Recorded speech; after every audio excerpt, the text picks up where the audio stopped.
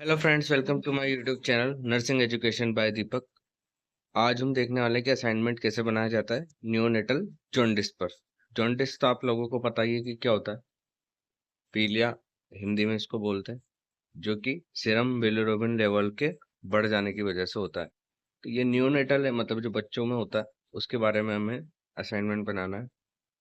तो इसकी डेफिनेशन क्या है? ब्लड में बिलिरुबिन की सांद्रता सामान्य से अधिक होने पर स्किन तथा म्यूकस मेम्ब्रेन का रंग पीला हो जाता है, वो जॉन्डिस कहलाता है। सीरम बिलिरुबिन 2.0 mg पर डीएल से अधिक होना पीलिया की उपस्थिति को इंगित करता है। जॉन्डिस हाइपर बिलिरुबिनेमिया का दृश्य लक्षण होता है। ठीक है, मतलब बिलिरुबिन जो है था हाइपर हो जाता है, तो वो उसका मेन सिम्टम होता है। ये जीएनएम वालों के लिए है वैसे तो, पर अगर आप बीएससी के स्टूडेंट हैं तो आप इसे कन्वर्ट कर लीजिएगा। आधी हिंदी आधी इंग्लिश है, आपको पूरी इंग्लिश लिखनी पड़ेगी अगर आप बीएससी के स्टूडेंट है तो उसी तरह ये आगे भी हमें लिखना है कि बिलिरुबिन रेड ब्लड सेल्स के ब्रेकडाउन के रिजल्ट से निर्मित होता है। यह बिलिरुबिन शरीर से यूरोबिलिरुनोजन के रूप में यूरिन के साथ स्टरकोबिलिनोजन के रूप में स्टूल के साथ उपस्थित कर दिया जाता है, लेकिन जब लीवर प्लेग्मा से पर्याप्त मात्रा से बिलिरुबिन का एक्सट्रैक्शन नहीं कर पाता है तो जॉन्डिस की स्थिति उत्पन्न हो जाती है। टाइप्स ऑफ जॉन्डिस दो तरह के होते हैं, physiological jaundice, pathological jaundice. Physiological jaundice 50% लगभग 50% समय पर पैदा हुए नवजातों तथा 70 से 80% समय पूर्व पैदा हुए नियोनेट्स में उनके जीवन में प्रथम सप्ताह के दौरान जॉन्डिस होने की संभावना रहती है, जिसे फिजियोलॉजिकल जॉन्डिस कहते हैं। ठीक है, उसके बाद थोड़ा और लिख लेना। फिर है पैथोलॉजिकल जॉन्डिस, जो लगभग 5% नवजातों के जन्म के बाद पैथोलॉजिकल पीलिया पाए जाने की संभावना रहती है। नवजात में जन्म के बाद 24 घंटे के अंदर होने वाली पीलिया पैथोलॉजिकल जॉन्डिस कहलाता है। क्लासिकल मैनिफेस्टेशन क्या है जॉन्डिस के? स्किन स्क्लेरा तथा नाखूनों का पीला होना, शिशु का फीडिंग करने से मना करना, अत्यधिक थकान एवं कमजोरी होना, restlessness, irritability, passing of dark blood urine and stool.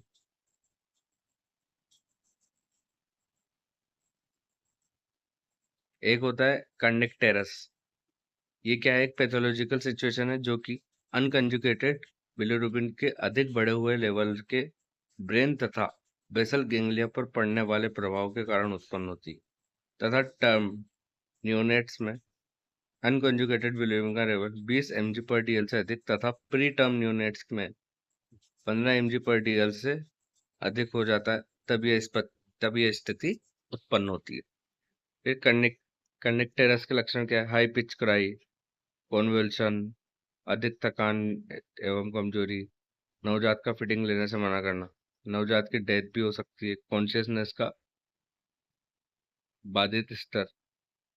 यदि नवजात जीवित भी बच जाता है, उसमें mental retardation, cerebral palsy, hearing loss जैसी जटिलताएं या कॉम्प्लिकेशन उत्पन्न हो जाती है। जो जॉन्डिस के डायग्नोसिस क्या होते हैं? ठीक है, जॉन्डिस का क्लिनिकल एस्टिमेशन। नवजात में जॉन्डिस का डिटेक्शन डिजिटल प्रेशर के दौरान स्किन पर उत्पन्न होने वाले पीलेपन के आधार पर किया जाता है। डर्मल इक्टेरिस सबसे पहले चेहरे पर नोट किया जाता है, उसके बाद जैसे दो बिलिरुबिन स्तर, जैसे जैसे ये दो जो लिखा है इसका मतलब है जैसे जैसे बिलिरुबिन स्तर बढ़ता है, यह पीलापन स्तर से पैरों की दिशा में बढ़ता है। ये डर्मल जोन लिखे हुए हैं और बिलिरुबिन लेवल लिखे हुए हैं। ठीक है? उसके बाद इस डायग्राम से अपन क्या रिजल्ट निकालते हैं, क्या सॉल्यूशन निकालते हैं? यह डर्मल इक्टेरिस नवजात के चेहरे पर तथा तक ही सीमित है, तो उसका बिलिरुबिन लेवल 5 mg DL पर होगा। यदि डर्मल इक्टेरिस अम्बिलिकस तक के भाग को इन्वॉल्व कर रहा है तो बिलिरुबिन लेवल 10 mg पर DL होगा। डर्मल इक्टेरिस के नवजात की मिड थाई तक पहुंचना बिलिरुबिन के लेवल को 12 mg पर DL होगा। यदि डर्मल इक्टेरियस नवजात की लेग्स तक पहुंच जाता है तो बिलिरुबिन का लेवल 15 mg/dl होता है। यदि डर्मल इक्टेरियस हथेली तथा तत्वों पर भी दिखाई देता है तो बिलिरुबिन 15 mg/dl होता है। फिर लेबोरेटरी इन्वेस्टिगेशन लिखेंगे जॉन्डिस के डायग्नोसिस तथा कारणों के पता लगाने के लिए। सीरम बिलिरुबिन लेवल माँ एवं नवजात का एबीओ तथा आरएच ब्लड ग्रुपिंग देखेंगे। टोटल सीरम सीरम एल्बुमिन देखेंगे। कंप्लीट ब्लड काउंट देखेंगे। फिर मैनेजमेंट देखेंगे न्यूनेटल जॉन्डिस का। Pharmacological management, phototherapy, exchange blood transfusion. ठीक। फार्माकोलॉजी में क्या होगा, ड्रग्स देंगे हम कौन कौन से, जैसे फेनोबार्बिटॉन, मेले मेटेलो परफायरिन्स। अब इनके यूज दिखेंगे क्या काम आते हैं। फिर फोटोथेरेपी देंगे, जैसे कि फोटोथेरेपी में किस लिए दी जाती है, क्योंकि बच्चे का जब बॉडी टेम्परेचर कम होता है तो उसे बढ़ाने के लिए, ठीक, लाइट डाली जाती है। क्या क्या कॉम्प्लिकेशन देखने को मिलते हैं फोटोथेरेपी में।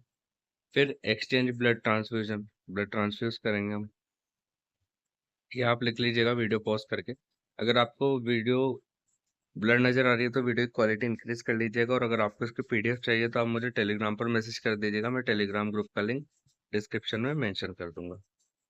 फिर एक्सचेंज ब्लड ट्रांसफ्यूजन के दौरान नर्सिंग केयर क्या करनी होती है।